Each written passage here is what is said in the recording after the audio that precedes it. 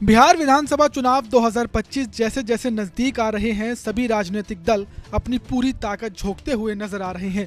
इस high voltage सियासी जंग के बीच कई ओपिनियन पोल और सर्वे भी सामने आए जो बिहार के चुनावी माहौल की तस्वीर पेश कर रहे हैं। हाल ही में वोट वाइब का एक सर्वे सामने आया है जिसमें प्रशांत किशोर की जन स्वराज पार्टी यानी कि जेएसपी के प्रभाव और मुख्यमंत्री की रेस को लेकर चौंकाने वाले अनुमान लगाए गए हैं। इस सर्वे में वोट शेयर से लेकर सीटों के समीकरण तक विश्लेषण किया गया है। आइए अब विस्तार से जानते हैं सर्वे क्या कहता है और बिहार में कौन से नए सियासी समीकरण बन रहे हैं।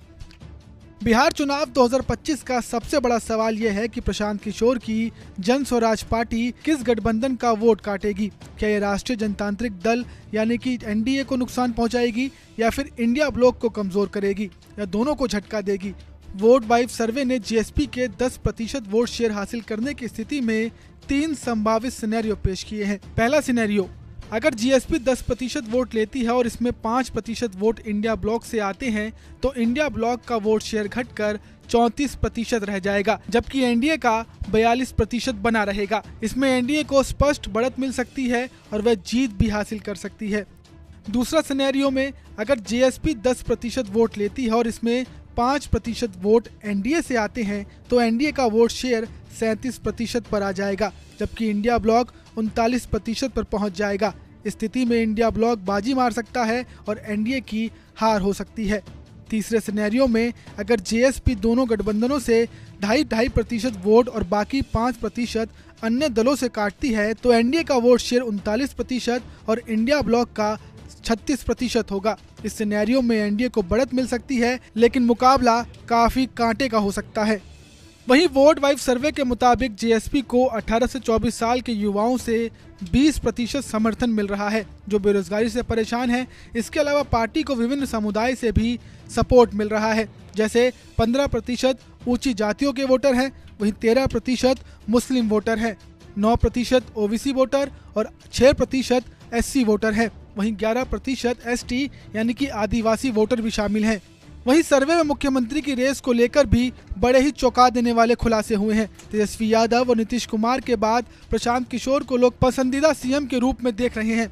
बता दें कि तेजस्वी यादव के समर्थन में 33.5% लोग आए हैं। मौजूदा मुख्यमंत्री नीतीश कुमार की पॉपुलैरिटी 24% रही। बीजेपी और आरजेडी को चुनौती दे रहे प्रशांत किशोर यहां 13.7% के साथ तीसरे नंबर पर रहे। वहीं केंद्रीय मंत्री चिराग पासवान को 8.3 और डिप्टी सीएम सम्राट चौधरी को 5.2% लोगों ने पसंद किया है। वहीं 2020 के विधानसभा चुनाव में एनडीए और इंडिया ब्लॉक का वोट शेयर 37% था, जबकि अन्य दलों को 26% वोट मिले थे। उस समय एलजेपी को 5.8% और मुकेश सहनी की वीआईपी को 1.5% वोट मिला था। अब वीआईपी इंडिया ब्लॉक का हिस्सा है जिसमें मौजूदा वोट शेयर में एनडीए को 42% और इंडिया अलायंस को 39% अनुमानित किया गया है, लेकिन जन स्वराज की एंट्री इस समीकरण को बदल सकती है। जनस्वराज बेरोजगारी, सत्ता विरोधी लहर और नीतीश कुमार और लालू यादव के प्रति नाराजगी जैसे मुद्दों पर फोकस कर रही है। ब्राह्मण, मुस्लिम, यादव और पासवान उम्मीदवार उतारकर पीके परंपरागत वोट बैंक को चुनौती दे रहे हैं। मिसाल के तौर पर ब्राह्मण उम्मीदवार एनडीए को नुकसान पहुंचा सकते हैं, जबकि मुस्लिम या यादव उम्मीदवार इंडिया अलायंस को ज्यादा चोट दे सकते हैं। अब वोट वाइब सर्वे ने बिहार विधानसभा चुनाव 2025 की एक रोमांचक तस्वीर पेश करी है, जिसमें प्रशांत किशोर की जन स्वराज एक संभावित किंगमेकर के रूप में उभर सकती है। भले ही पार्टी ज्यादा सीटें न जीत पाए, लेकिन 10% वोट शेयर के साथ ही एनडीए या इंडिया ब्लॉक में से किसी एक को फायदा पहुंचा सकती है। अब जैसे जैसे बिहार एक रोमांचक सियासी जंग के लिए तैयार हो रहा है, सबकी नज़र इस बात पर होगी कि क्या जन स्वराज पार्टी बिहार की सियासत में एक बड़ा उलटफेर कर पाएगी या एनडीए या इंडिया ब्लॉक अपनी ज़मीन बरकरार रखेगी।